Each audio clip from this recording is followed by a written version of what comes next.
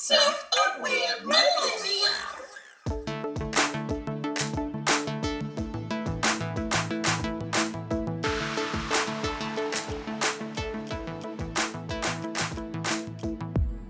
Hey everybody, welcome back to the Self-Aware Millennial. I am your host, J.Mix.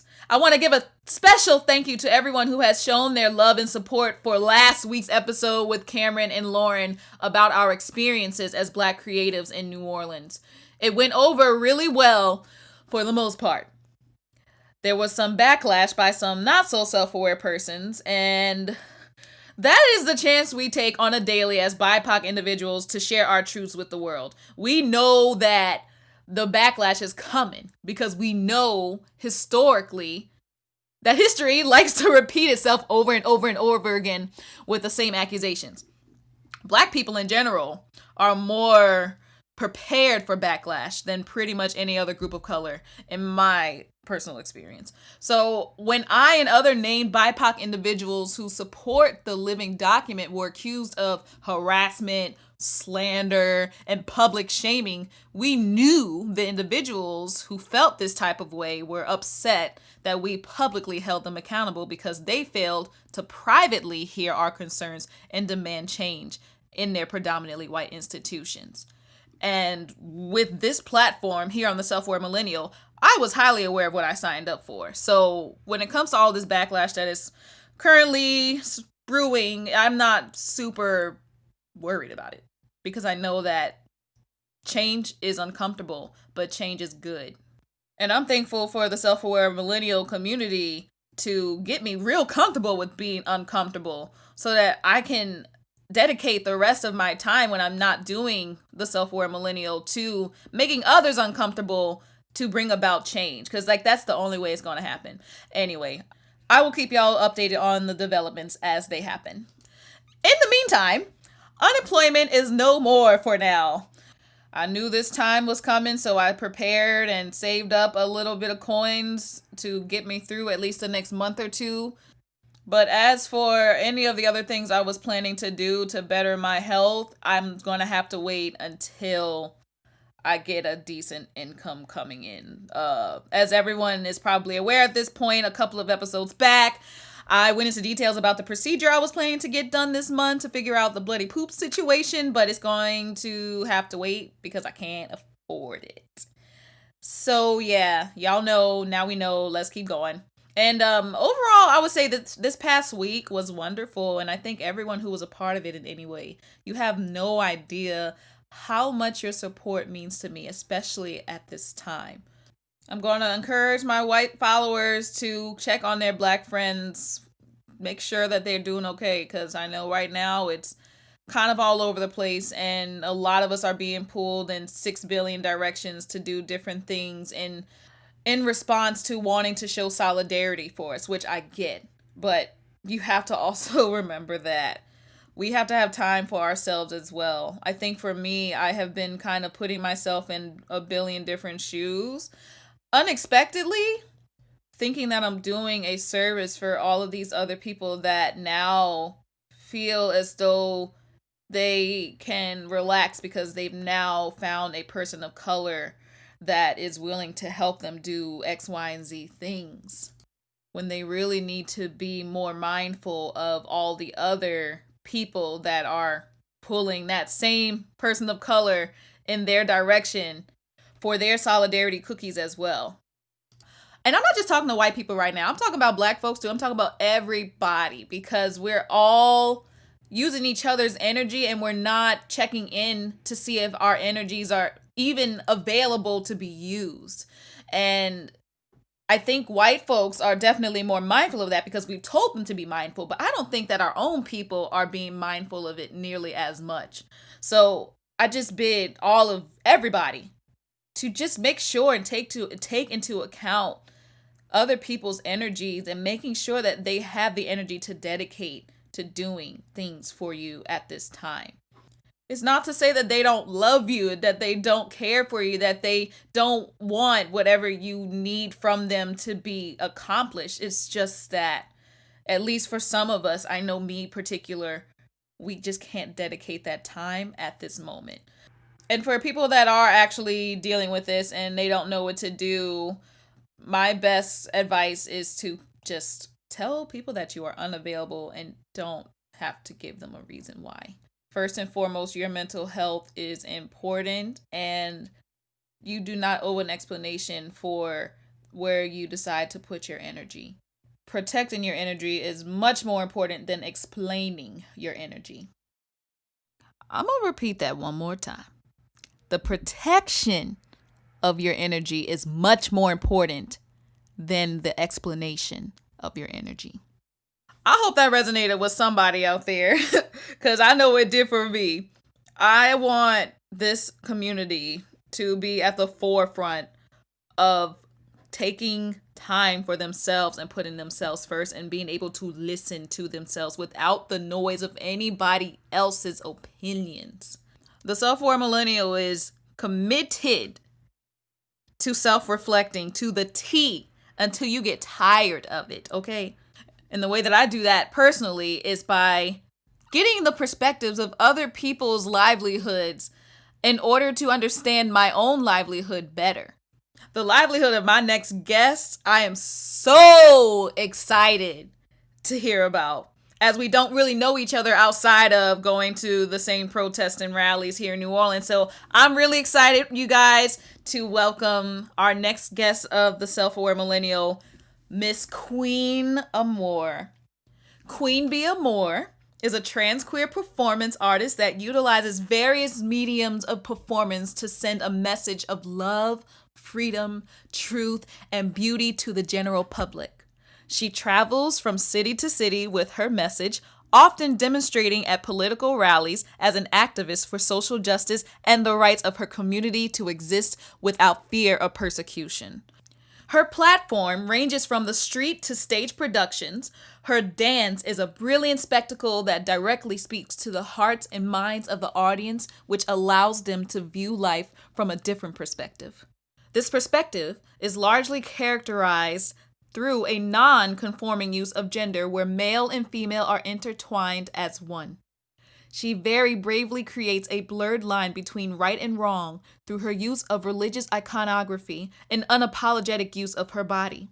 She has been nationally acclaimed for her provocative and controversial personification of Mary Magdalene and projects a very distinct truth of the spirit that lies within each and every person.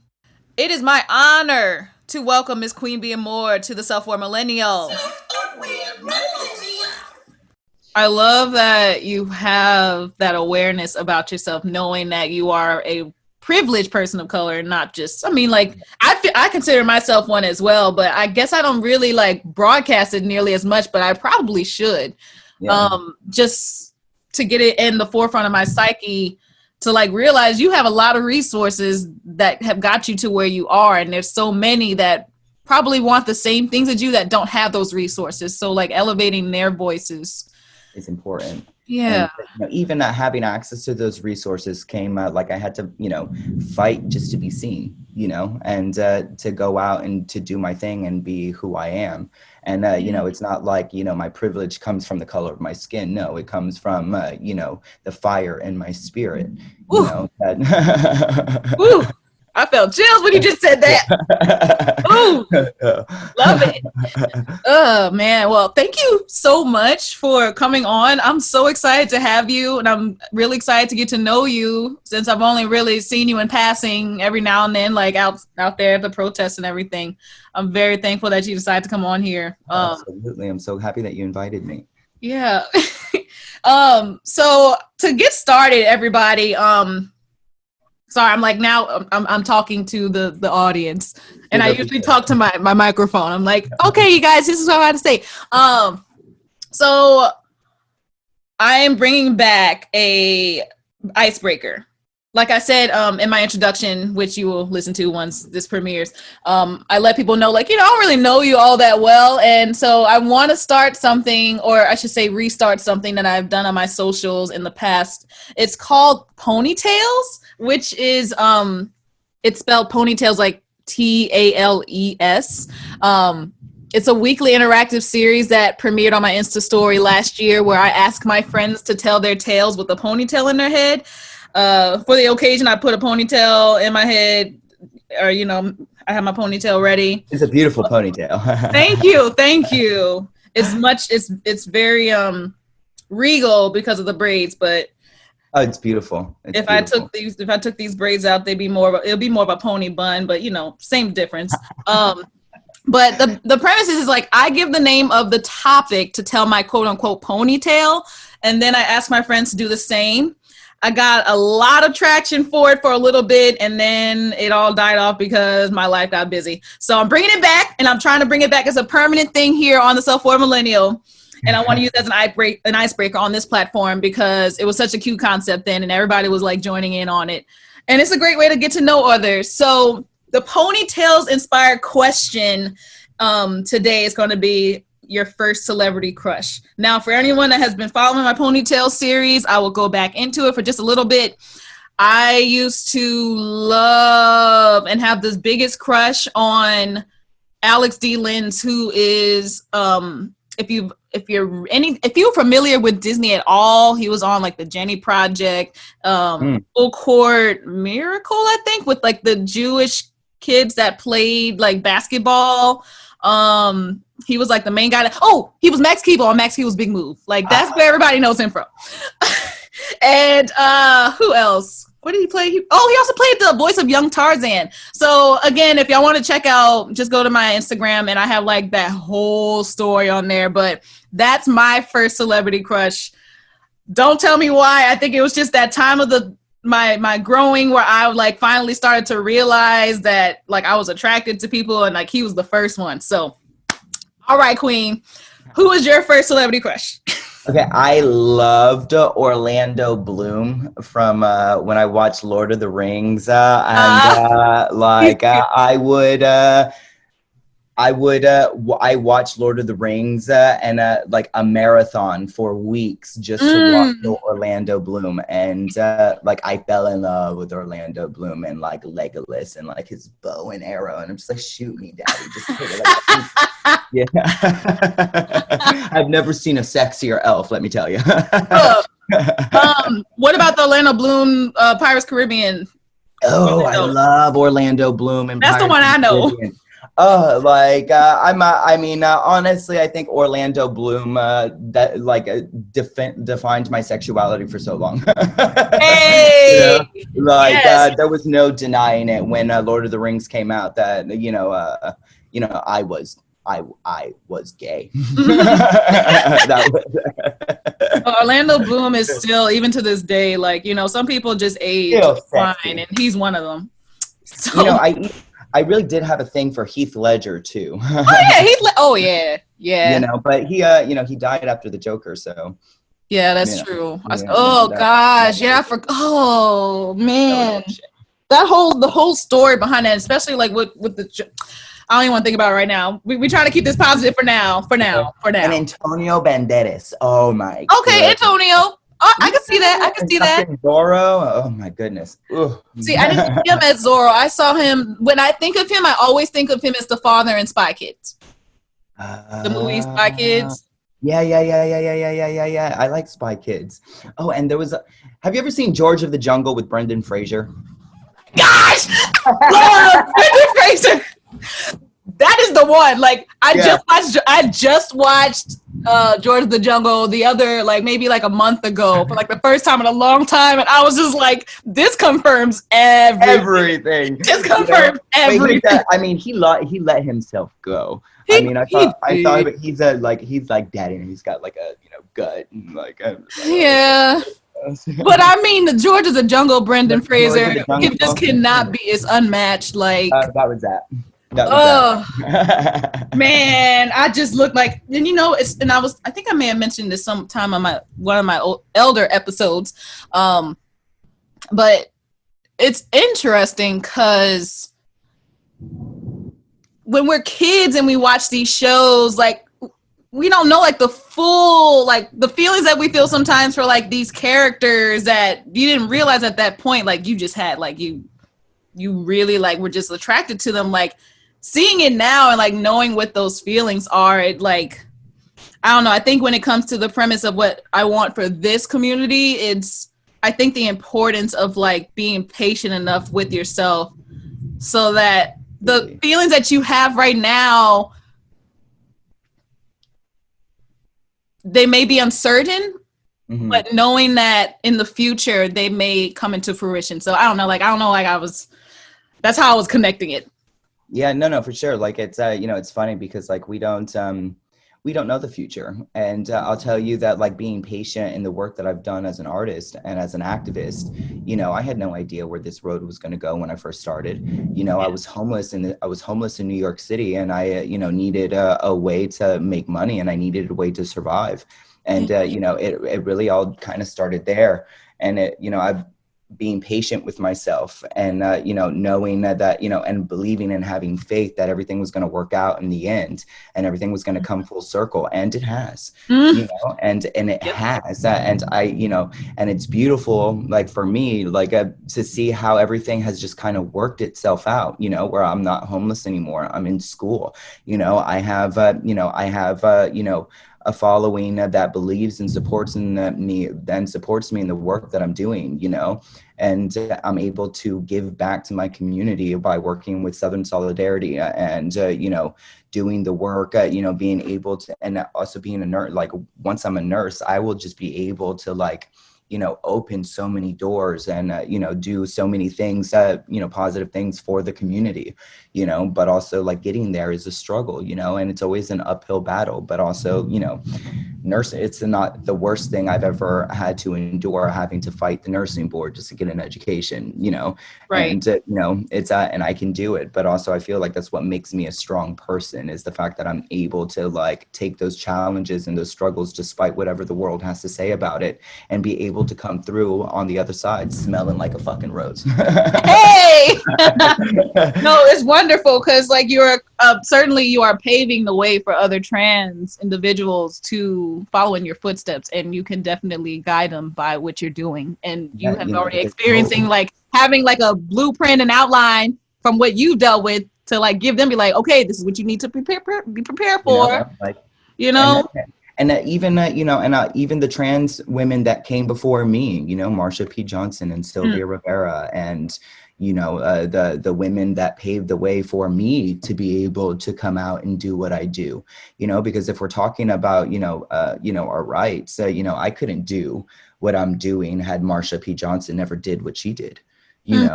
I couldn't have done what I'm doing if Sylvia Rivera never spoke out, against, about her homeless situation. There's so many layers, and, when at one of the rallies, Mariah Moore said, we have to earn the respect of future generations. And we absolutely do, because I don't want future generations to have to go through what I've had to go through just to exist, like we can end the cycle. And that, it just means being vibrant and being visible and being, steadfast in our truth, and holding, and having faith that it's all going to work out even when times are dark, because, it hasn't been an easy road. No, it hasn't been easy. It's been hard. It's been traumatic, but also, all of those experiences help build the person that I am today, that, just like, ignites this fire that I have to, make the world a better place, or at least a little bit better than when I found it, I love it. So to get to know you a little bit, and for the audience members that may not know who you are, because I can already tell just by our brief conversation that you do have a lot of self-awareness about you. How do you define self-awareness in your own life?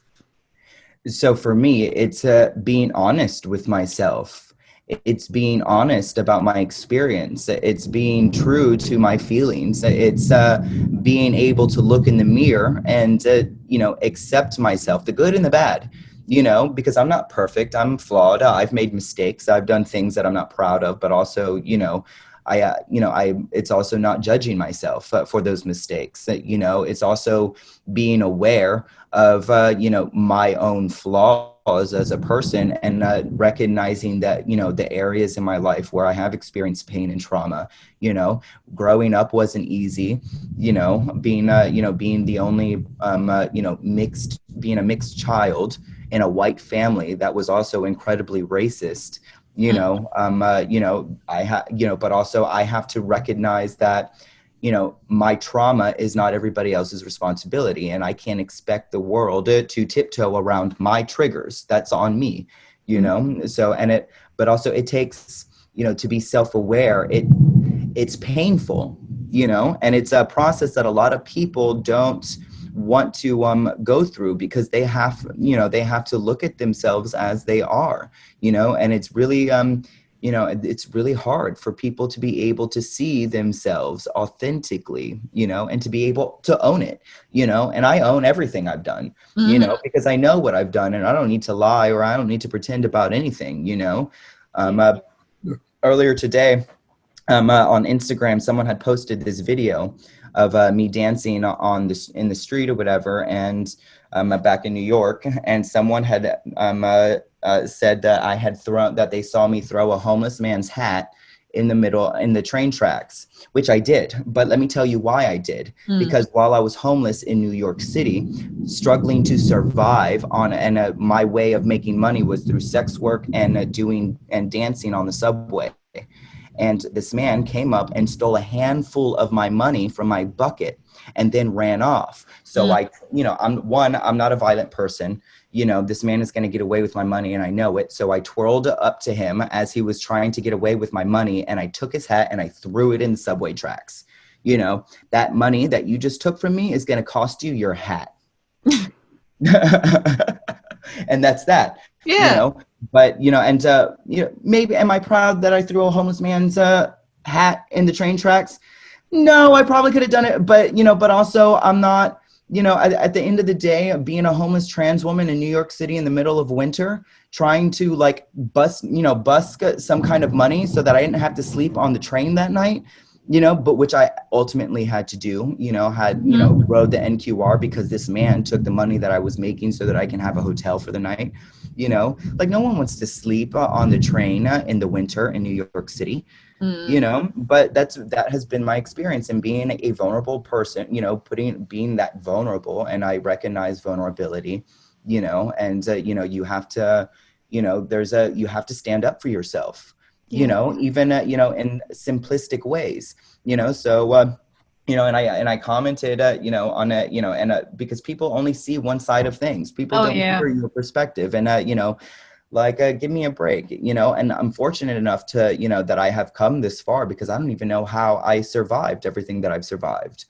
I have I don't know, it has to be God, guiding me. It has to be some sort of higher power. I don't know, because, sometimes, and this is what makes me so grateful for the life that I'm living, is because I'm not I don't really feel like a victim in my life. I feel like I've had hard experiences, and I've survived those experiences, and a lot of cases where some trans women who experience this don't survive. So I'm lucky in a lot of ways that I've been able to survive my encounters with violence and transphobia, and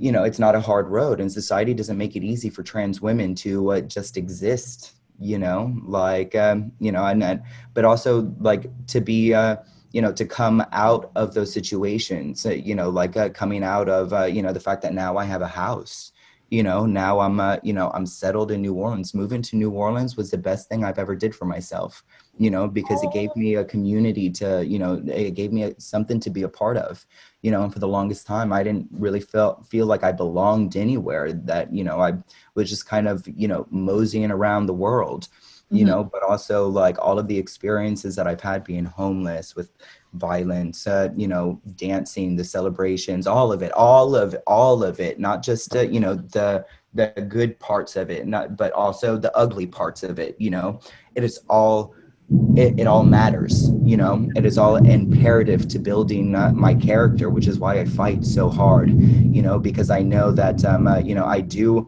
I do have, there is a privilege, that I have, whether it's divine privilege or, there is a certain, there's something that I have that I'm able to offer the world, and, I just want people to be able to believe in themselves enough to give their lives a chance, Yeah.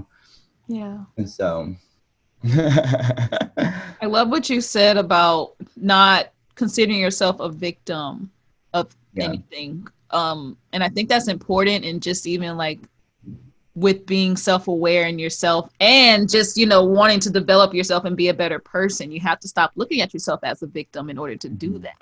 Yeah. So I Yeah. love that. Like, that's just a really important like point. That's a message for somebody out there. Um, Yeah. but to kind of dive back into like your background a little bit, just for context, of your current self-awareness.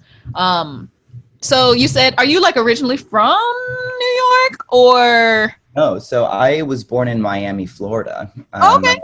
Yeah, Yeah. my father was half Cuban and half black, and my Mm-hmm. mother is just a white Italian, I guess. Um, Mm-hmm. uh, I don't know much about my because I didn't wasn't raised with my father, so the little bit that I do know about my father's side of the family, I got from my mother. Mm-hmm. But also, I was raised in a very um, uh, I was a very feminine little boy at the Mm-hmm. time, but it's because I was trans, Yeah. but also I didn't have any exposure to, trans people or queer communities. So like, I'm just, winging it at this point. And, I've, there was a lot of struggle with my family and being, authentic to me, and they didn't understand, because I'm literally the only white person and the only person of color in a white family, so like I've, I had to, peel back a lot of layers of internalized racism, you Mm-hmm. know, things about my hair, like, I used to shave my hair off, Mm. and, so people wouldn't see who I am, or, or make assumptions about my hair. But now, I love my hair, but it took time, like no one told me how to take care of myself. No one told me how to love myself, or how important loving yourself is, you know, and being, in Florida of all places, it was, Yeah. it's just, hard, but also the more I grew up, the more I got to see the world as it really was, that it wasn't, I wasn't disillusioned by, the world that I was living in, and the people that, that were raising me at the time, that, here's a story. When my mother kicked me out at 16, but the way that she did it was, my stepfather had, hit her, and she had this welt on her face, and it was my 16th birthday, and my mother called me to tell me to, let her know when I was on my way home. So I did, and when I got there were cops waiting, and they, blamed the assault on me so that they can get me out of the house. So I was in juvenile detention for 21 days. Wow. And, that just started a perpetual cycle of homelessness for me. And, the house that I'm in right now is the first sustainable living situation that I've had in 15 years, Oh my you goodness. know, so like, that it was just, so growing up, no, it was not easy. And I've always had to survive. There's always had to be a layer of survival for me. But this is why, you know, it would be easy for me to victimize myself if I wanted to. But Yeah. also, like, it's not, I'm not a victim because I came through it, Exactly. and I learned what I needed to learn, and I did what I had to do to get to where I'm at right now. And, I have a long life ahead of me, and I'm, to be self-aware like that and not live in the past trauma that I've experienced, and to let it nurture, and to, let it plant the seeds of growth, so that I can, move past all of that without, because a lot of people, go through hard things, and then, they hold everybody else accountable for their suffering or their pain. And I don't want to be that way. I, and, I just want people to know that, you can get through it, and it's going to be fine, and things get better. They do get better. Love it. So, I know you said that, or at least I believe you said that you didn't have anyone, at least within like your childhood, that you really, that like encouraged you, or, you know, was basically supportive of you. Um, And because I was going to ask, like, did you have any teachers or any like friends or anything? But if that's not the case, then that is not the case, and that is okay. Yeah. Um, just because I'm also a very big person about like childhood and like the way that we tend to imagine specific things. Like I know, at least in my own childhood, there were definitely like very hard moments throughout, and so I would always almost retreat into like my imagination and have like imaginary friends to kind of get me through it. Almost like these same imaginary friends would encourage me to like just keep going. Did you have like imaginary friends of that nature at any point throughout your So childhood? I'll tell you that I did retreat a lot into my own mind, Mm-hmm. where, and I think this is probably where that um, paved, like created a foundation for me to be an artist later on in life. Mm-hmm. Because I would watch things like Lord of the Rings, or I would watch things like Buffy the Vampire Slayer or whatever, and I would imagine myself as these brilliant characters, in this fantasy land, fighting bad guys, and doing karate kicks in my room. Yeah. And or sometimes I would write. I was kind of a writer when I was a kid, and I did have a very active imagination. And so I would write these stories about friends I never had but wish I did. Oh. And and then when I started getting into when I started going through puberty, and started developing a sex drive, I started creating fake boyfriends. I did too. It's okay. um, uh, but I think at the time, I was really just, I didn't realize it then, but I think I just needed to be loved, even if, it was, and I needed to feel accepted, even if, that acceptance was, a figment of my own imagination. Right. Because Yeah. it's coming from somewhere. And it technically is coming from yourself. Like that is your coping Yeah. mechanism, especially as a child or like, growing up or a teen, Mhm. however long you had an imaginary person. Um, Yeah. but no, I feel that. Thank you for sharing that. Really appreciate it. Oh, for Um, sure. It's my truth. yeah. Um, so you've traveled a decent amount of places from what I recall Yeah. for the work that you do. Do you have any favorite places that you have gone thus far? So, I spent, when I left Orlando, so I lived in Fort Lauderdale, and then I went to Orlando for a few years. And then I, bought a van, and I went to New York City, and I started in New York during Occupy. And I love New York.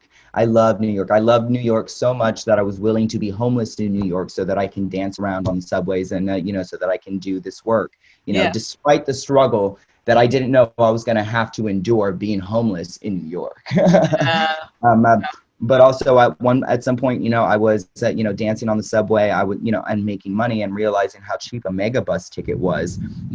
I was able to like get a bus and, take a hot and, book a hostel and go down to DC and dance in DC. And from DC, I can go to Chicago. And from Chicago, I can get on a bus and I can go out to California, and I can mhm. dance up and down from LA to San Diego to San Francisco, you Yep. know, and, and I did that for so long, and I made these rounds all over the country. And honestly, but also in all of the cities that I visited and all of the places that I've been here in this country, New Orleans is the only place that I've been able to build a home in. It is New Orleans welcomed me in such a beautiful and brilliant way that, the second I came here, it was like the city just opened itself to me and made space for me to be here. And it was, for me, it was beautiful because for the longest time, I didn't, as much as I was traveling and dancing, I was alone. And I did it alone. I was in these cities by myself doing this thing that no one understood. And, to come to New Orleans and have it be celebrated and respected, and, to have a community that also believed and supported me in it, was just probably one of the most uplifting things I've ever experienced. And I'm so proud to be in New Orleans, and I'm so grateful and blessed that I have been able to root myself here and that to build community here and to be a part of community here. And, I am so grateful and appreciative that New Orleans gets to be a part of my story. Yeah. And, I think New Orleans is going to be home for a very long time for me, and I don't see myself out of all the cities that I've been, New Orleans is my favorite, but I love New York too. I would not live in New York. It's just too expensive. New York is a different jungle. It's a different thing. Yeah. You But know? I can see why people. I've been to New York a few times, and I've enjoyed my time there. But like I love New Orleans so much more. Yeah, no, New Just, Orleans, New Orleans is a beautiful city. yeah. There's a culture here that only exists here, Mm-hmm. Yeah. and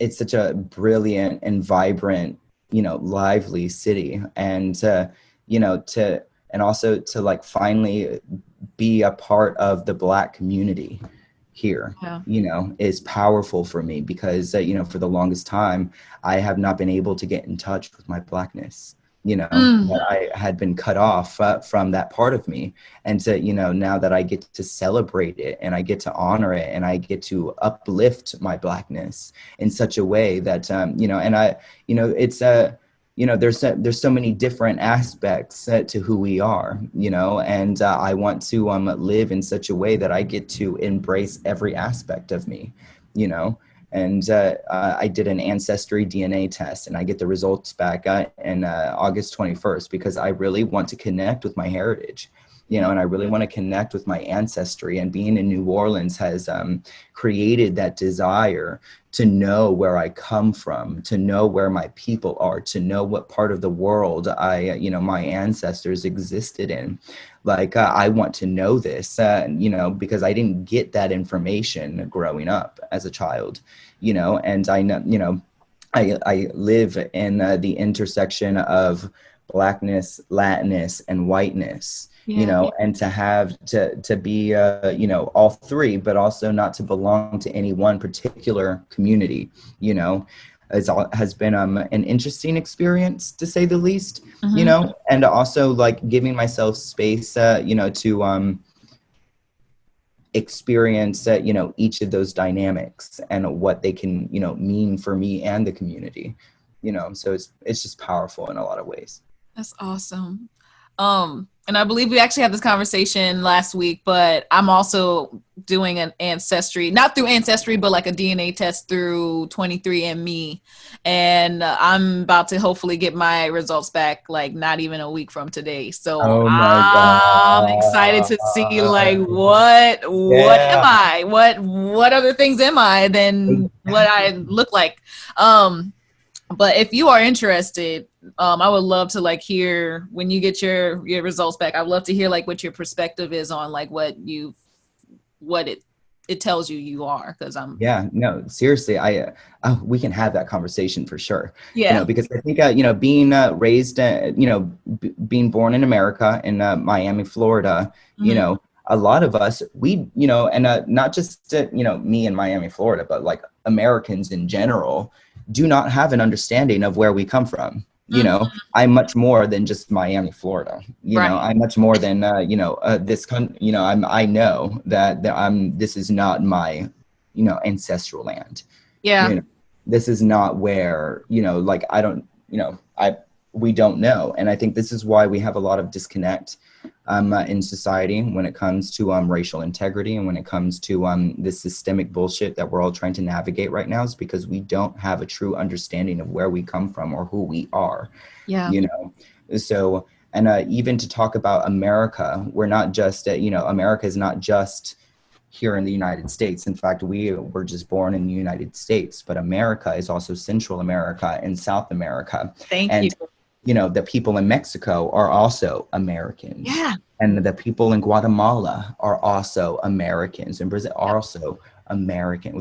It's all part of the Americas, Yes.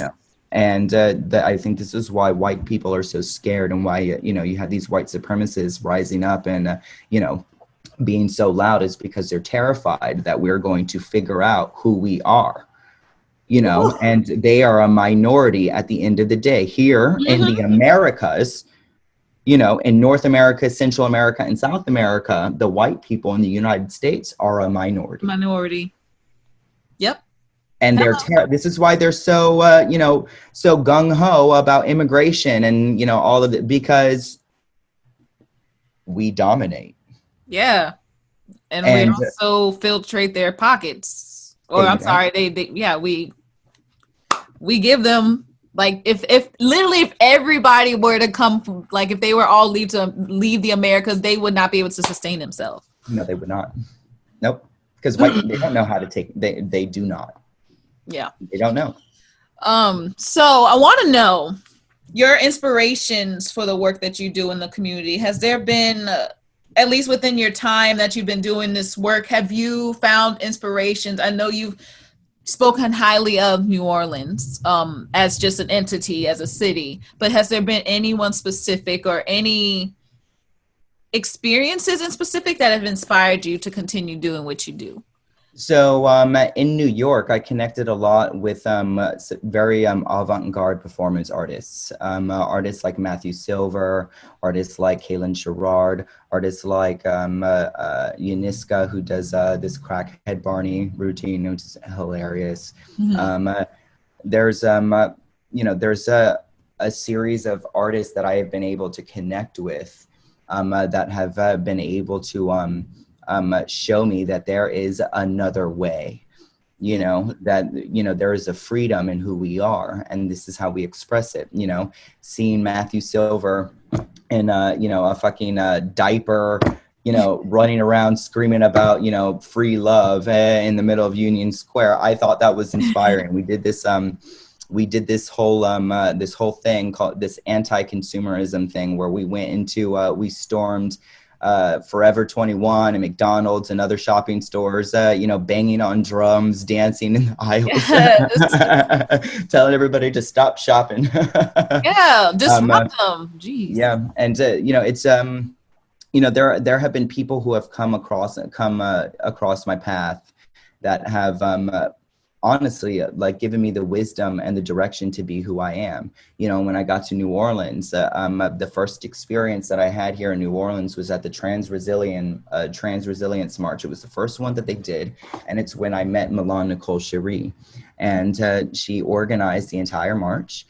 And to come down when I first moved here, and to be a part of this march. And they didn't know me from nothing. I literally just got here. Just got there. And, but the fact that they held space for me, to dance and to play my music and to march in the streets was the most uplifting. It was a spiritual experience for me, and I'll never forget Milan Nicole Cherie ever. And I've worked closely with her in several different rallies, and her efforts along with Mariah Moore and Spirit, and all of the other trans individuals here in New Orleans who are creating the House of Tulip, and I am going hard for the House of Tulip.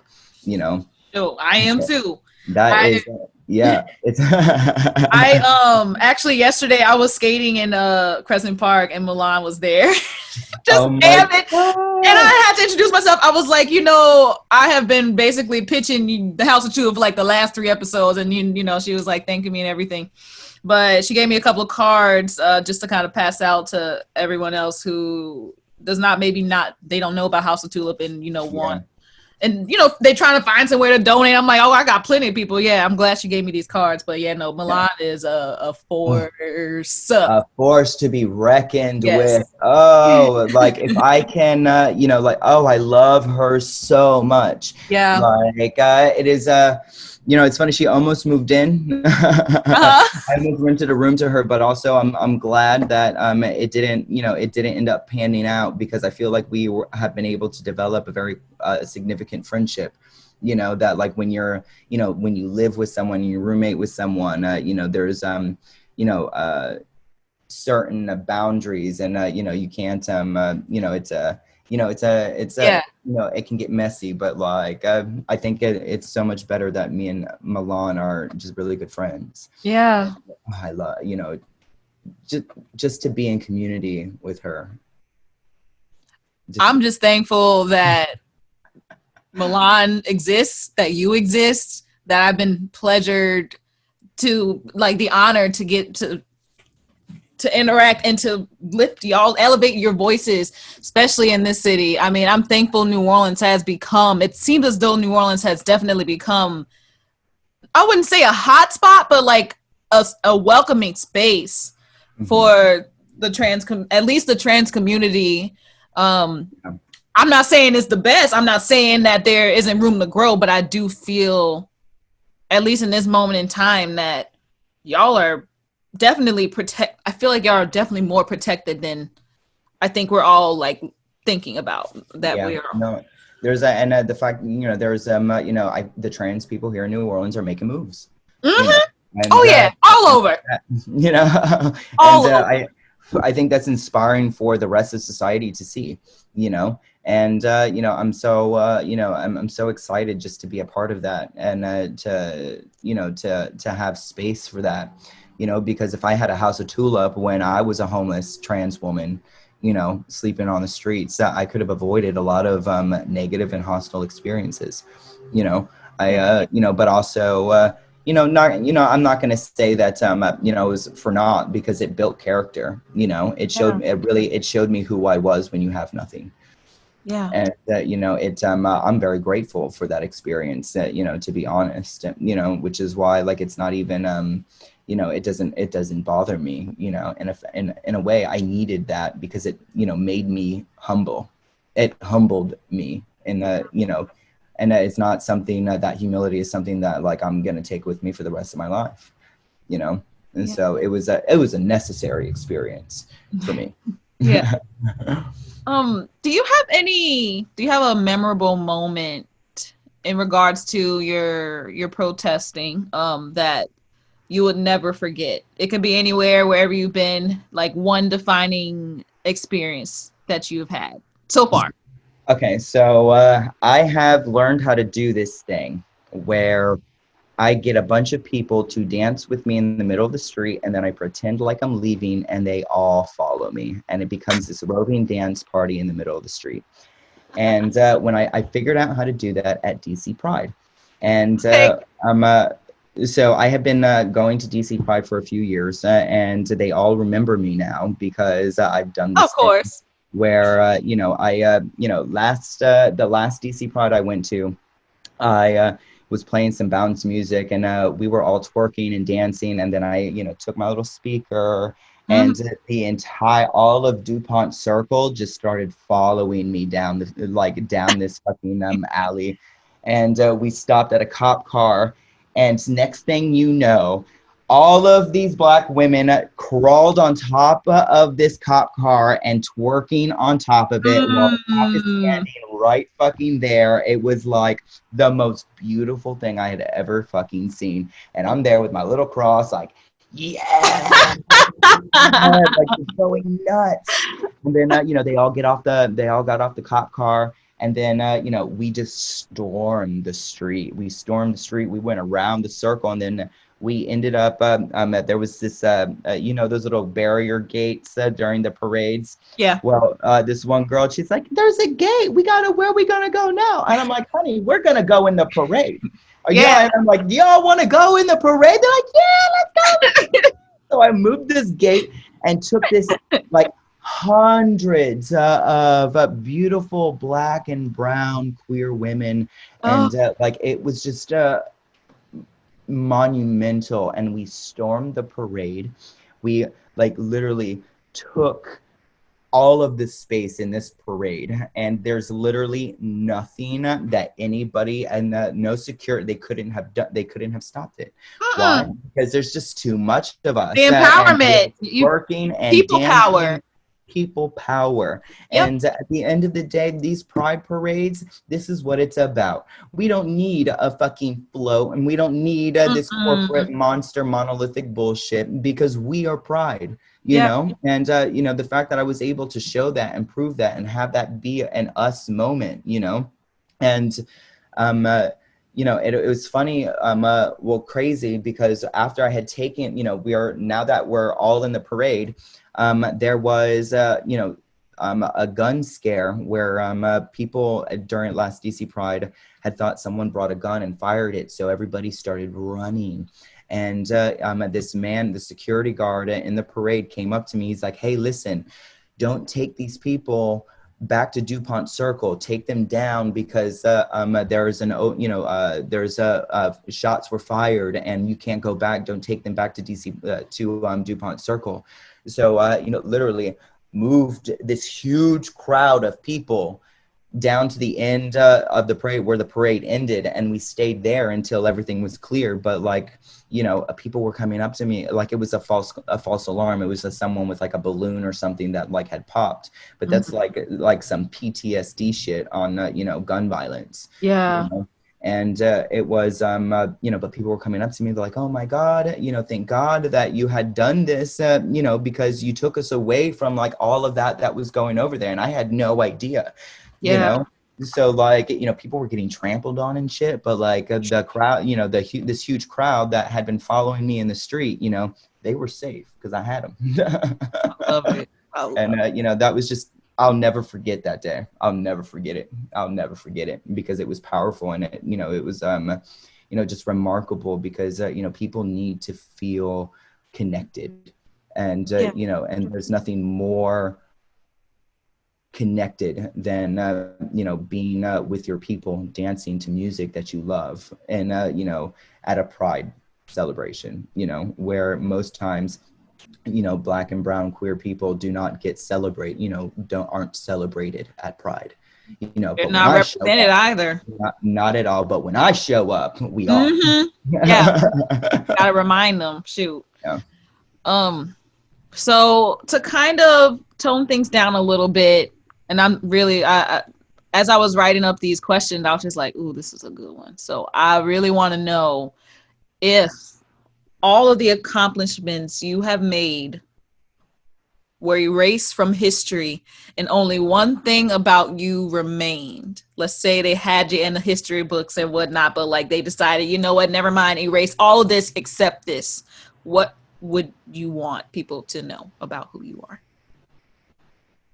That I did Mary Magdalene justice. That there was a part of me that was divine and God. That there is, you know, that they can put my story in oblivion and tear it. That's why I carry the cross, because I want to be associated with divinity in my death. I love it. Ooh. Oh my gosh. Sorry, I got chills again. Only because we only think about divinity and holiness and sacredness as something of people that are just like completely pure. I don't know, for some, I grew up in the Catholic church, but I wasn't Catholic. I was actually Baptist. I grew up Baptist, but like I went to Catholic school my whole life. So I just knew like everything about these people, or like these symbols, these saints, like they were always put in a light of like just like purity, and like there was no wrong in them, like they were just the model Their person. humanity was taken from them. The humanity was, yes, they were taken from them and rewritten by People people. who used it as a weapon of genocide, slavery, and colonization. And the Yeah. way that white people have been using religion to justify violence, and the way that white people have used God to justify genocide, slavery, the persecution of women throughout history. And we even still see that today. Yeah. you know, that you know, that's what I would want, and this is why I do a lot of things that I do with the cross and with religious iconography, is because there is nothing that I'm doing with this symbolism that is greater than the evil that has been perpetuated in the name of God by white people. Ooh. Yes. Ah. Oh my goodness. Oh, sorry. Like you speaking. I'm just like, I just can't. I can't handle, like. It's And the I don't truth. know. Yeah, it is. And I think just now, like as you were saying that, the visualization that started appearing in my mind. Okay, so so I don't know if you've seen it, like those it's like those prayer candles that they started like surfacing during, like, I think one of the saint seasons. They had one of Drew Brees as like a saint or whatever. They have like uh some other, like, I don't know, shoot, what's her name? The point is I would want, it would be nice. I don't know who the artist is, but it would be nice to get like one of just like Queen Amor. My God, you know, people have said that before, but you know what? I'm not going to do it myself. I'll wait for like, you know, no, no, no. Manifestation, No, like, manifestation. We're gonna make it happen. Hopefully, somebody who's listening to this is involved in some sort of way with those candles surfacing. you know, I like can get that. that, you know, but also like, it's, you know, I just want, you know, people to recognize the divinity in their own lives, that it's not something out there, you know, it's Yeah. all in here. You know, it's you as a person, it's your experience, it's, you know, we're all having, we're all struggling to find connection with something greater than us, and there is nothing greater than us. You Yeah. know, like, you know, we are like, we are the reason and we are the point, and you know, there's we have to be comfortable enough to be, and self-aware enough collectively to be able to you know, understand who we are, you know, and you know, humanity collectively has a responsibility to look at itself in the mirror and be honest about our past, and to be honest about, you know, the you know, our faults, you know, because we, you know, but our faults come from stem from this lack of love. It stems from a lack of truth. It stems from this you know, this way that we can rationalize our own evil nature, Yeah. you know, like, and that's you know, that's, you know, it's you know, I just want to be that, you know, be able to like shine a light on all of that, you know, so that we can, you know, revere people like you and people like me, you know, living saints in this fucking world, you know, trying to make the world a better place, I love you it. know, you Yeah. know, there's no We have to reason. start looking at ourselves. It's kind of like what you said earlier, looking at yourself not as the victim, start looking at yourself as the saint and try You to know, obtain. Yeah. I love that.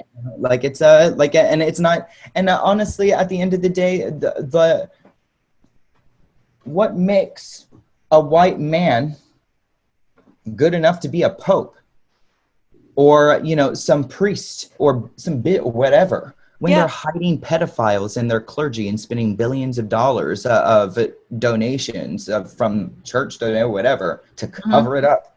I'm supposed to sit here and follow that? I'm supposed to sit here and revere your faith when your faith is responsible for insurmountable pain and suffering and the rape of children?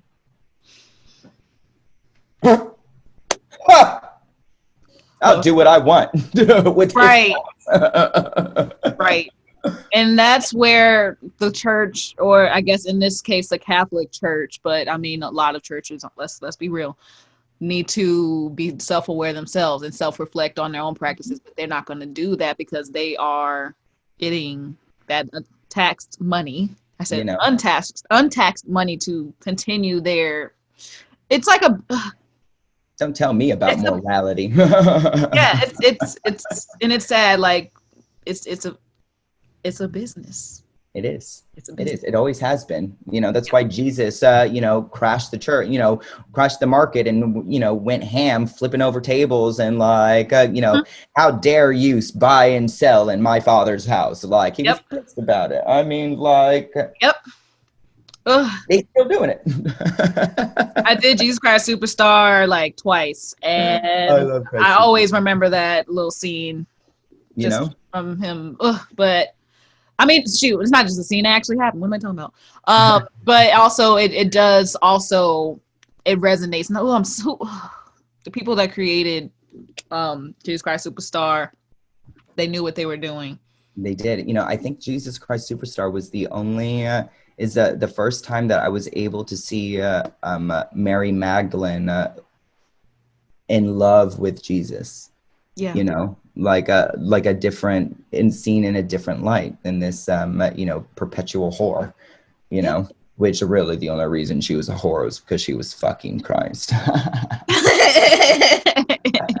I mean, it's but like, these archetypes, and at the end of the day, our society is built on this foundation of these archetypes and these stories, and we need a new story and we need a new mythology and, we need a new representation of divinity, because the last 2,000 years we have not had it.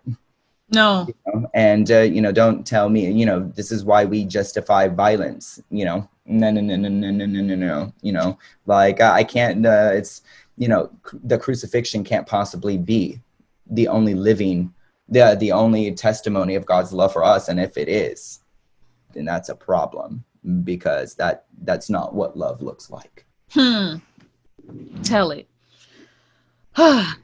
Well, I would like to get into just for a little bit, because Okay. I mean, you do a lot for the community, your community, our community, everyone's community. And I want to talk about, and please tell me if I'm wrong, is it 22 trans individuals that have been killed so far this year? Yeah, I believe so. Yeah, I Okay. believe so. And a lot of them were from Puerto Rico. Yeah. And I was wondering about that. I was like, what is the connection with Puerto Rico? I'm in a lot of Hispanic communities, there is a very real and a very present misogyny and homophobia. Yeah. And, it's, I can't really speak on why, because I'm not, I've never been to Puerto Rico. And, but I have spent a lot of time, with Puerto Ricans. Yeah. I was, in a family, when I lived in Orlando, I was taken in by a Puerto Rican family. I recognize their, the very close knit family, and the culture of having a mother and a father and all of that, but also there is a very real racism, Yeah. and there is a very real deeply ingrained misogyny that comes out, as transphobia and homophobia when it comes to sex and sexuality. Mhm. That when you get into the islands and the Puerto Rican, even in the Caribbean, from Haiti to the Dominican Republic and Cuba, there is a racial injustice, when it comes to being Black and being in the same demographic as other Spanish people.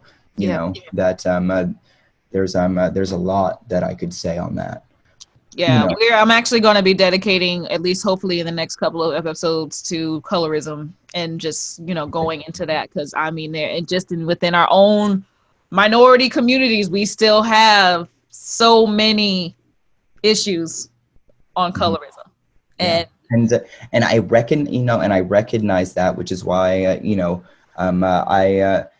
so being being multiracial as I am, and recognizing that some of my privilege that I do have comes from being a light-skinned person of color, and that the way that society treats me depends on the way they see me, and some, if they see me as a Black man, they're going to treat me the way that they treat black men. If they see me as as Spanish, they're going to treat me as, they'll never see me as white, you know.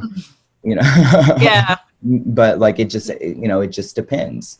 And it is a struggle, but also, like, I have to sometimes I have to take myself back, because I do recognize that even though there's black in me, the colorism of being black and living in that intersection, I've am kind of outside of all of, kind of like on the outside looking in of that racial injustice that we experience today. Even though the way that I experience racism is different from the way that a dark black man would experience racism, or the way that black women experience racism is different than the way that I experience racism, but it's racist nonetheless. Right, exactly. So with that, let's talk about your Protections Act that you have started. So I had this idea about the LGBTQ plus Protections Act, which would give our community protections legislatively in the U.S. Constitution. There's four. I have 4 points to it, which is I'm still building on it. But the first idea is that all violent crimes against our community would be treated as unconditional hate crimes, because there's so many, I've seen so many stories just this year alone of people in our community who are assaulted and beaten, and then there's no justice, and they have to prove that their assault was because the person who assaulted them because of, whatever, their sexuality or their skin or whatever. But I think that is logically wrong, because the person who was assaulted should not have to prove that their assault was an act of hate. In fact, the person who assaulted them should have to prove that they didn't assault them out of hate, that they assaulted them for whatever other reason. That shouldn't be on the person that was assaulted. So, the first part of the Protections Act is to constitutionally recognize that when people in our community are assaulted and beaten and murdered, that it is all automatically seen as a hate crime until proven otherwise. Yes. And I don't really see how anybody can prove that they didn't beat them because they hated, or like, good luck, But also, it's really hard for people to prove that they were assaulted because of their sexuality or their skin color or, their gender or whatever, So acts of violence should be seen as unconditional hate crimes by law. Unconditionally, because at the end of the day, violence is hate and it needs to be treated as such, and you wouldn't have to worry about being, stuck with a hate crime if you're not out here beating people for whatever fucking reason. Now, would you? So this Protections Act, it covers the whole spectrum of LGBTQ plus everybody, right? Everybody, everybody. And even heterosexual straight people. Okay. Absolutely. Like, it's not like, because I recognize that gender and sexuality are so fluid and intersectional that, even if a cis black woman was assaulted, that should be treated as a hate crime. That's a hate crime.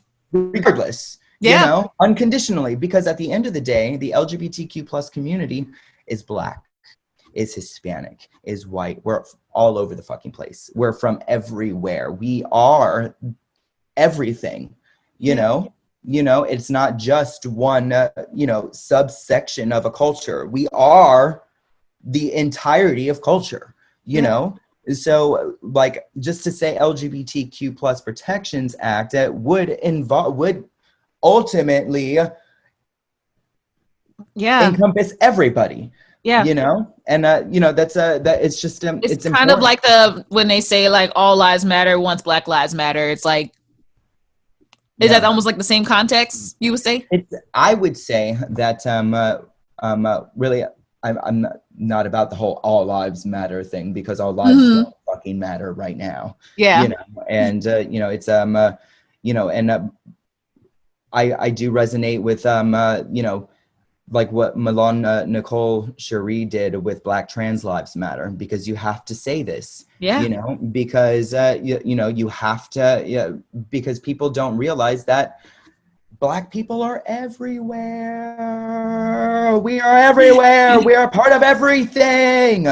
So like there are Black lesbians, there are Black gay people, there are Black trans people, there are Black bi people, So like we need fundamental protections in our Constitution, and it needs to be, and it needs to be written in bold fucking letters, and it's constitutionally, when things like amendments and bills get passed, that the consciousness of society starts to shift.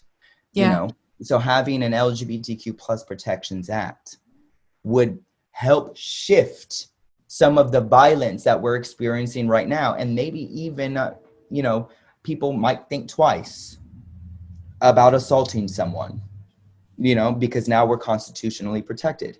And the second part of the Protections Act would be that we should not have to experience discrimination in housing, healthcare, employment, education.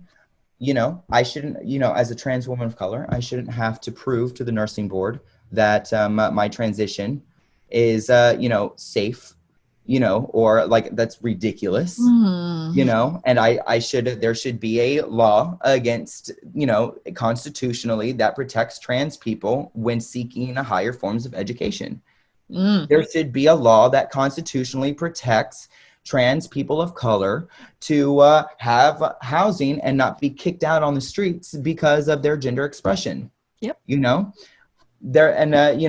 Supreme Court did just make it make it illegal to discriminate against someone from going into work, but that's not enough. That's not enough, because that is just a way to get everybody to continue perpetuating this wage slave bullshit.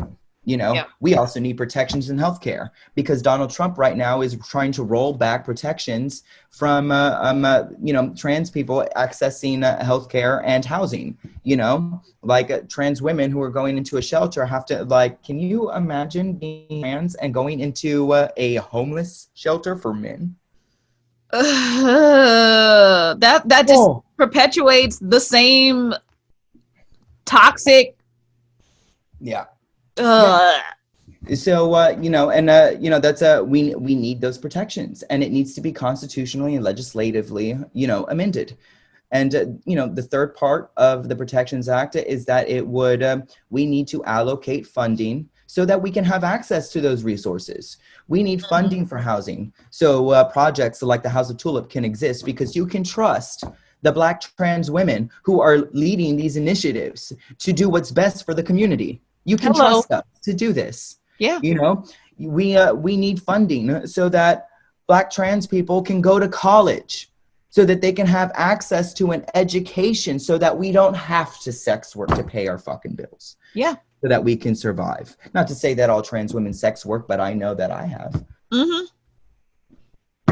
And we need funding so that we can have access to healthcare, so that we can have life-saving measures when it comes to our hormone therapies, so that we can get the mental health that we need, so that we don't have to resort to whatever means of coping with our trauma.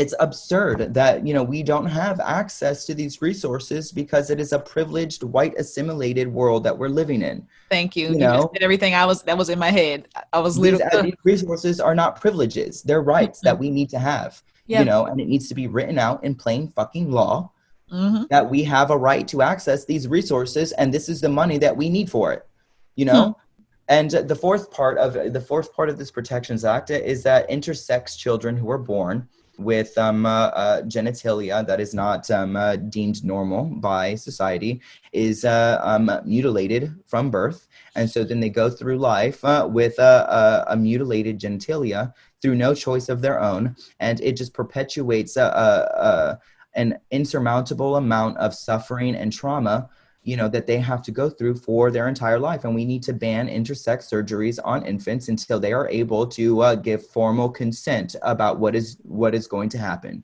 They need to be until they are able to make that choice for themselves in their adult life. They can decide who they want to be, and if that's even something that they want. Right. So I mean, I'm not intersex, but I also recognize that intersex people deserve to have, to not be mutilated at birth. Yeah. If anything, they don't even have to do a thing to themselves. They shouldn't have to like subscribe or define themselves in any way for anybody. That's anybody, and how are we to know that this isn't evolution, and as we are, that we are not evolving exactly in a way that is genderless. Yeah. That, intersex people are the next form of human evolution. And they're trying to backtrack that or pretend it doesn't exist like that. Just to drop that idea, I don't know that for sure, for certain, but also I would be glad to spearhead that perspective, because it is, nature is a beautiful thing. And, this binary that has dominated the world for so long has done no good for any of us. No good at all. Men have dominated the playing field and women have kind of submitted to that. And I understand, because to be a strong, powerful, outspoken woman, 1,000 years ago, she would be burnt as a witch. So that like woman's silence in these issues was almost mandated so that they could survive mankind, but the world is changing now, in some parts of the world, in some parts of the world, a woman could still get stoned to death for being raped. And, that, takes me back to my new mythology where, like, what if Mother Mary wasn't just touched by God or a virgin? What if she was just raped and had to come up with a good excuse to save her ass? Hey. You're right. That's easier for me to believe than she was a fucking virgin. Right. But also we're living in rape culture. And, it's, man's world has, just hacked and slashed away at women and anything that was feminine, and they took away sexuality and demonized people for having sexuality, and, there's nothing more important right now than, uplifting and celebrating sexuality and gender, because it has been the most divisive thing for so long. That if we had a spirituality that encompassed honoring the divinity of sexuality and gender, then homophobia and transphobia and misogyny and this violence against femininity would not exist as it does today. Yeah. So this is a question that is not on my outline. So what do you think, cis? Because I feel like the culprit in all this, please tell me if I'm wrong or if you think that you have a different opinion, but I think the culprit in all this is that we need more cis white male influencers out there doing the work to elevate the rest of everyone else's voices. Yeah. Is that correct? No, absolutely. Absolutely. And I would say, it's, this is a conversation that I was having the other night, that here in America, Americans, white men in the United States, have a lot of influence all over the world. And what we do here in America is definitive about what the rest of the world does and responds. The way that, if you go over to France, like I've never been to France, but I've talked to some people from out of the country, and they're the American stereotype of the cowboy, and they would look at it like, where's your cowboy hat? Or if American society here in the United States shifted to a more liberated and inclusive conversation and dynamic, it would shift the perspective of the whole world, you know. And the problem that we're finding is that white men have fought for centuries to be privileged and have dehumanized everybody that wasn't them. Yeah. And you know, have you know, American imperialism has dominated the playing field and created this monolithic system called capitalism, which has perpetuated like a plague all over the globe. That the second we here in America start fighting against it, and you know, like, can you imagine that, like what we did, or what they did in burning the 33rd precinct? That action spread like a wildfire overseas. Yep. Where, you know, there are active revolutions against people and their governments right now happening everywhere because we burnt down a fucking precinct. Yeah.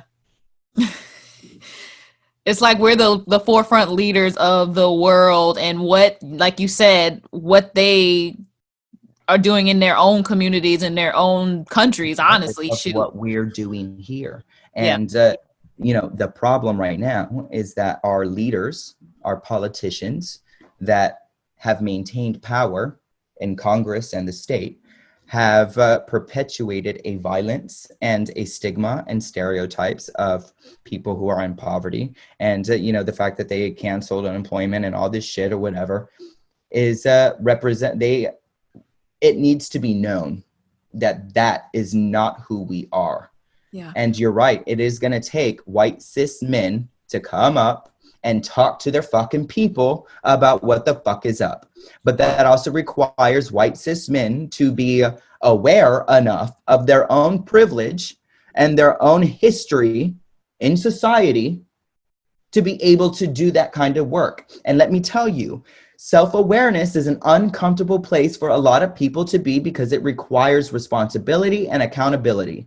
And it's so uncomfortable for white people to hold themselves accountable for the systemic oppression of Black people, of brown people, of immigrants, of trans people, of women, and for them to recognize that they are the true fault of our society. Mm-hmm.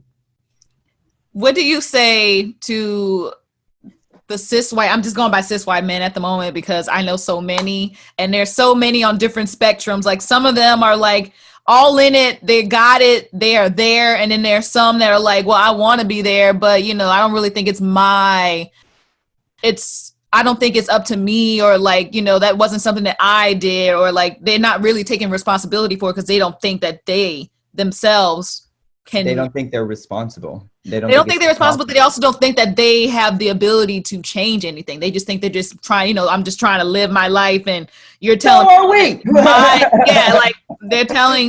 we're telling them like, yo, you have the power to do it. And they're just like, I don't know what you're talking about. I'm just going to live my life, do X, Y, and Z. And do you want to know why they think that? Because their struggle is not our struggle. Mm-hmm. Yep. They are not faced with the things that we have to walk through as people of color, as Black men and women, as trans men and women. They're not faced with it. That is not something they can comfortably live outside of that struggle and not have to identify or lift a finger for any of it, because at the end of the day, they benefit from our struggle. But also, when it comes to equality, that means that they're going to have to deplete their privileges, and they are not ready for that. They are not going to do it. No, and and honestly, I feel like there's going to come a point where they're not going to have a choice, right? Because we need more people of color, we need more queer people, we need more trans people, we need more women in politics, in Congress, in the state. We need to start voting out these conservative white old men and start putting some fresh new generational faces in seats of power. Yep. So that, they can no longer, if they're not going to remove themselves from these positions, then we're going to have to checkmate their asses and push them out. Yep. We're going to have to take back our power, which means that, and a part of that is being so unapologetically visible, loud about who we are and what we want, and that we are no longer going to sit here and wait for white people to give us permission and validation. In fact, we are going to take what we need to live in this fucking society. And if they don't like it, then they should go back where they came from. I love it. Thank you so much. Wow, this has been such a great discussion. I want to mosey into another segment that I've been trying to make work for this platform, but my listeners, they're kind of, I should say, they're coming through. They're coming through with these questions, but I really want to dedicate more time, at least, because I do. Okay, so here's the thing. I do a lot of people ask me for advice in my DMs like all the time. Yet I don't get these questions. Like, I'd rather almost answer some of them on my platform because I feel like there's so many other people with those same questions. So I've started an advice column called J.Mix Explains It All, which is the name of my Instagram handle. And if you are familiar, if any of my millennials are familiar or remember Clarissa Explains It All from the 90s. I love Clarissa. I used to watch that shit all the time. I'm paying homage to that show that's why I named my Instagram handle J.Mix Explains It All, because I feel like I love it. This is me. I'm Clarissa, but like J.Mix. So David, I love it. But I actually did get a question that I think would be great for both of us to kind of talk about. It's not a question about what they've been going through in particular, or maybe it's one of those things where like they want to hear what we have to say about it to like kind of gear their future. So I want to say this, this person, I don't know who they are. They didn't give a name, which is fine. But they said, when did you begin to question your sexuality, and how did you come to terms with what felt right for you? Did you have support in the process? How did you navigate this within your romantic relationship? And I think the romantic relationship they put in there because I'm in a relationship right now and we've been together for like 7 years. So I'm going to actually answer that as best as I can for you. I think that I honestly began to question my sexuality really early on, but I didn't really come to terms with it until, I wouldn't say like 2-3 years ago. So as a lot of people know, at least at this moment, and I've actually been thinking I'm probably not bisexual. I think I'm more pansexual, because I literally, like, if I find whoever I see attractive, and it doesn't really matter. I don't really care, like, if they have a specific orientation or gender or whatever. I like what I like. But in this instance, I think I started to question it probably for some reason. The first time had been in high school. In high school, I went to an all-girls Catholic high school. And there was like certain people at the school that I just had a weird, I wouldn't say a weird attraction to, but like at that moment, it felt weird because I was like, I didn't know what these feelings were. And I was just like, why? Like, I don't even like, I never even like interacted with them while we were in school either. But like, there were certain individuals where I was just like, why am I feeling this way towards you? And it felt sexual. Like at that point I knew it, my sexuality. I had been through puberty at that point for the most part. And I knew that was like what it was surfacing, but I didn't know why. And so like, I just had little small splurts of instances throughout my coming into my adulthood where like I would experience other people, or like there's just certain energies of different folks that I would be around where I'm just like, whoa, like, where is this coming from?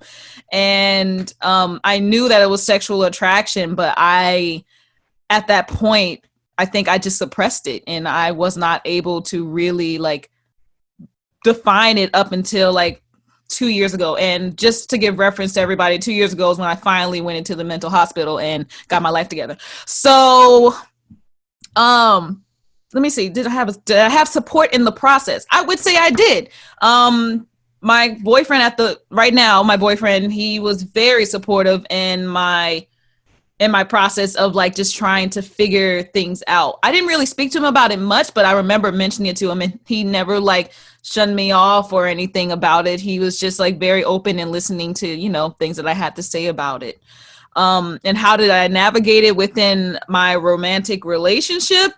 I mean, just like I said, we just kind of talked it out. We're very good about, if something comes up, we're going to discuss it. I'm that person. And I don't know if this is a thing with all Black women that are in any relationship, but like, I don't hold anything back. If I'm feeling something, I'm going to let you know right then. I'm not going to hold it and wait till like a good time. Like, I'm going to be like, let's take some time and do it now, because like, it only gets worse if you just suppress it. And I learned a long time ago not to suppress my emotions.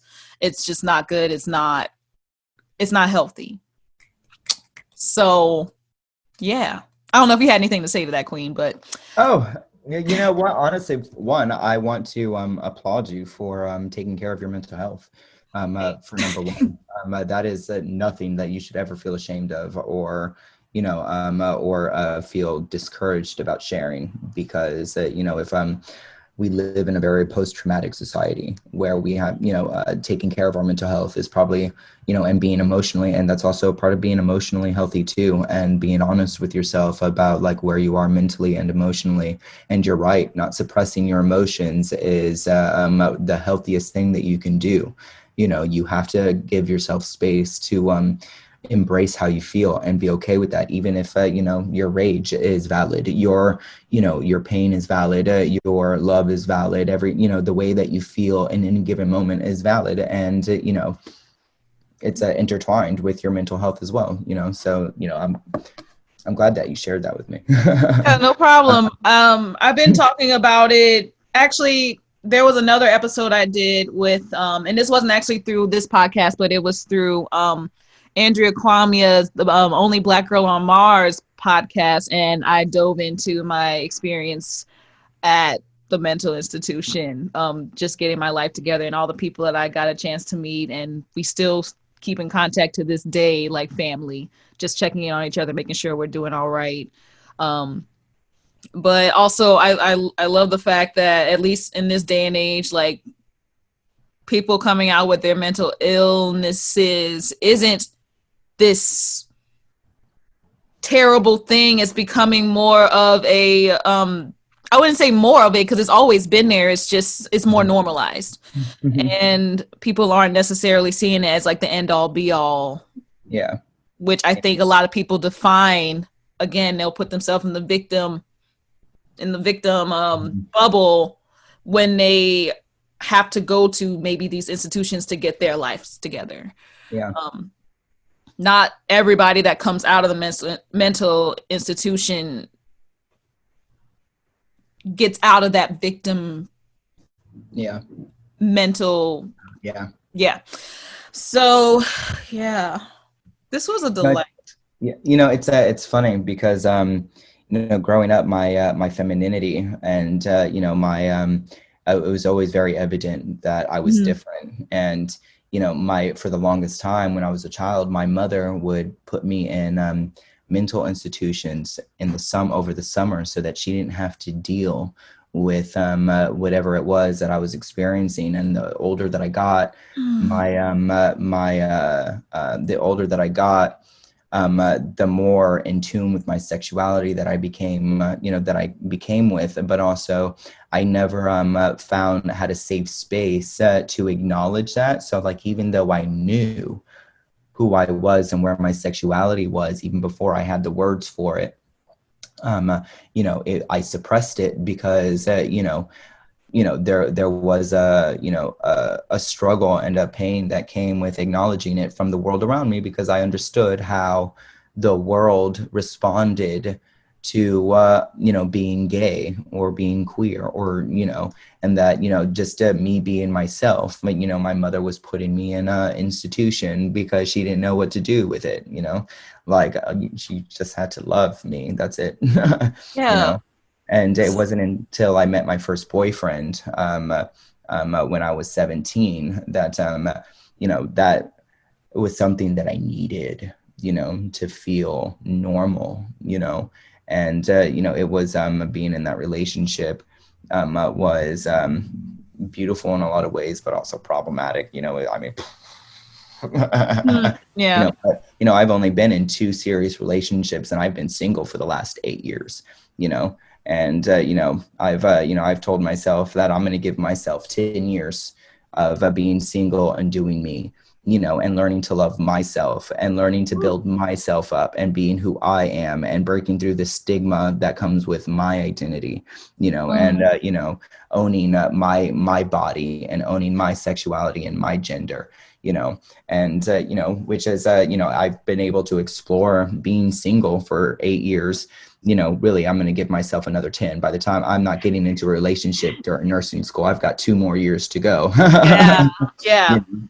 But also I've been able to explore my sexuality in a way, the good and the bad of, the fluidity of sexuality, the, free, like really a free love type of thing. But also there is a fine balance between being sexually liberal and sexually irresponsible, and on both sides of that. Yeah. I suffer with that too. Also, my boyfriend and I are open, so we do get a chance to explore other experiences and other people. But I think we both kind of learned, and I think that was what I appreciate, at least with my boyfriend, is that he has given me this time to evolve as a person before we take that next step. And I literally said from the get-go, because I knew when we met like 7 years ago, I was like, at least in my family, my household, all of the Black women that I have seen, none of them have been on their own. None of them have been independent. I've never like seen that. So like I wanted to manifest that for myself. And so, I mean, all the pressures I would get from other people, like, oh, why haven't y'all moved in yet? Why haven't y'all gotten married yet? Why haven't and I'm just like, okay, first off, there are plenty of reasons why. And like, I'm thinking to myself, like, if I had children, let's say I had children before I got a chance to really live on my own. Like I'm literally like, there's a manifestation in there where the kids themselves are going to feel that reluctance, that regret from me not being able to do that. Like there's like so many things that I don't want them to have to like worry about. And I can like literally, I wouldn't have to worry about that if I take care of it myself before like I go down that road, before I do anything else. So like people are asking like, why is it taking y'all so long? I'm like, because I'm living my life. Exactly. We're both living our lives and we have each other, and that is okay. Like we're not going anywhere. There's no ticking time bomb of anything. Like, and it's just it's a paper. Yeah. It's a contract. Yeah. First off, like that is all that. And some people are just selfish. And but also that's it, culturally, that is where, because women have been dehumanized by men for so long that it was illegal for women to own property. It was illegal for men for women to be independent, know, and that information and that dynamic has been passed down from generation to generation, from mothers to their daughters, that you need a man in your life, or like, no, you don't actually. No, you don't. And, this is why, like, we've gotten so wrapped up in relationships and, having a significant other, that the relationships that a lot of us get in are unhealthy and, performative. And performative, it's not real, and it's this is why this is why I've been single, because I'm not going to sacrifice who I am to make someone else feel comfortable about being with me. Like I want an unconditional love. I want someone who's going to accept me, good and bad, pain and love, all of it, and until I get that, I'm fine being on my own. And I think a lot of people don't know how to be alone, and they don't, they don't know who they are, and they rely on, they rely on someone else to validate their own existence. And, and they rely on someone to love them, and they don't even know how to love themselves. So like, it's, you know, and like and this is why I've taken so much time to like do me and to figure out who me is, so that when I do finally fall in love and find someone that is going to appreciate me for all that I am, I know that it's coming from an unconditional place, and that I am not depending on another person to fill space in my life so that I don't have to feel lonely or be alone, because I'm also both, comfortable with both of those emotions, both of those, experiences. I know loneliness and I know what it is to be alone. And honestly, I'm not depending on someone else to come and save me from whatever. I got me. I got me. Oh God, what was I gonna say? And you said something that's okay. It might come back to me. Wait, no, no. I have to remember what it was, because like if I don't, it's gonna bother me. You said loving yourself just as you are. You got you. You know what? Whatever. It'll come back. You know what I'm gonna just do? I'm gonna just, message you, and I'll be like, okay, I remembered it. But anyway, I really appreciate you taking this time on this rainy day. It's raining here in New Orleans. I know. And it was like thundering and everything. So y'all gonna hear some thunders during this. But you know what? I love that. I know, yeah. It's like nature. It's like cheering us on. No, seriously. It's but also like I feel like this this interview was thunderous and impactful. And it's gonna make, I feel like it'll make people think a little bit, which is thunder in itself. Yeah, that's precisely what I want for this platform, and it has already manifested itself in that way. But I'm just thankful to have you now as one of our family members. I love it. Thank you so much. You're welcome. Thank you so much. So before we go, I want to get your handle so everyone can follow you if they're not already following you at this point. But just in case, I know there's a lot of folks that follow this account that still don't know who you are, and it's probably good to know at this point who you are. So give your handles, and then we'll go into the rest. So I've been more active lately on Instagram, at Qween Amor, QWEENAMOR. I'm on Facebook, Qween Amor on Facebook, Qween Amor on Twitter, Qween Amor on YouTube, Qween Amor everywhere. But also I'm not, I don't know, I've been trying to get into TikTok, but also like we all have been trying. I mean, at this point, it may not be. We may not. At least we may not even. It may not. But also, I'm building a website too. So when that launches, I'll let everybody know. Also, they can go to change.org/LGBTQ Protections Act to sign the petition. Mm-hmm. And if they shared it with their friends and their family, it has less than 10,000 signatures right now. We're close to 10,000, but I feel like if petition for Britney Spears to be replaced with statues or whatever can get 70,000 signatures, then this Protections Act should have no problem. Yeah, and Sabrina the Teenage Witch can get thousands and hundreds of signatures, then our legislative protections in the Constitution should not be a problem. Exactly. Right. Priorities, people. Right. So I'm gonna don't worry. I'm gonna put the links in our show description so that people can easily, just click on to the Protections Act and sign it. But yeah, please, y'all. This is important to our futures, especially us millennials that are listening in, but also, we got some people that are millennials listening to this. So, tell your friends, tell your people, your Gen Y, Z, A, B, C's, and all those other generations if they can use a computer and go to change.org and search up the LGBTQ Protections Act, tell them to sign it. It's simple. Yeah. It doesn't take long. And you're you're doing a good service for the future. Yeah.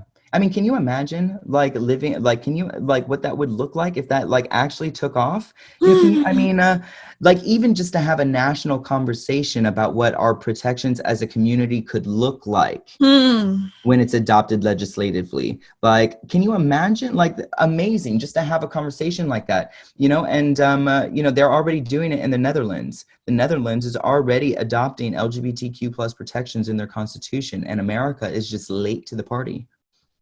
America's late on so many things. They really are. I mean, who we kidding? Who we kidding? Come on now. And for some reason, I also have in here, I don't know what, I'm looking at this, and I just want to let y'all know that the National Queer and Trans Therapists of Color Network, because there are therapists out there. You know what it was? I think someone on another, it was another resource of mine that the reason why I have it here is because there was another resource that wanted me to just pitch that. So I'm going to make sure that y'all get this information because somebody out there may need this network. So for sure. And we were already talking about mental health, which is important. Right. So the National Queer and Trans Therapists of Color Network, go to www.n as in Nancy QTTC n as in Nancy.com. And just get more information about that. Get connected. Tell them to sign the LGBTQ Protections Act while you're at it. And y'all, if you have any suggestions on future things you'd like me to cover on Self-Aware Millennial, you can DM me at the Self-Aware Millennial on Instagram, or you can email the selfawaremillennial@gmail.com. If you know me like that and you want to just DM me on my personal account, J.Mix Explains It All, feel free. I don't care. I got answers to both. Also on the link tree, what I could also do, I'll also link your Protections Act so that people have access to it on mine as well. Because there's a lot of people that normally view my link tree and they'll see it. I'll put it at the top. So beautiful. Thank you so much. You're welcome. No, I tell you, elevating the voices of y'all because in the end, it protects all of us. It elevates all of us. And also, y'all, and I didn't really talk about it very much, but if you're all caught up on all the episodes that I have had of the Self-Aware Millennials so far, you can consider joining the Self-Aware Millennials Patreon, where I talk even more in depth about all the things that are being discussed on this current platform. And when it comes to my Self-Aware Patreon family, they are very tight-knit and they are very supportive, and I kind of just dish everything to them because they're protecting me. You know, they're almost like my protection throughout like my public persona. So check out my Patreon, patreon.com/the Self-Aware Millennial. All right, y'all. Well, I hope that you have a wonderful week. We will be back next week if everything goes well with my friend Eric Piku. Tell me, I hope I'm not saying that wrong, but Eric is actually, as I was saying with Qween, we have gotten our results back for our ancestry, and I'm going to be finding out where I could possibly move if they say that I can't stay in America no longer, because they like, you got to go back to wherever you came from. Well, I got to know where I came from first off. So we're going to know where I am from in the next week. And I think what I might also do is I might do it. I may actually I might wait until the actual airing to see exactly where I'm from. Like, I want to kind of like have like that live moment of me like figuring it out and like my reactions and everything. So we'll see about it. Anyway, y'all, thank y'all so much for listening to the Self-Aware Millennial. I am J.Mix, and you were joined by the lovely Qween B. Amor. I will see y'all later, and y'all have a great day. Bye.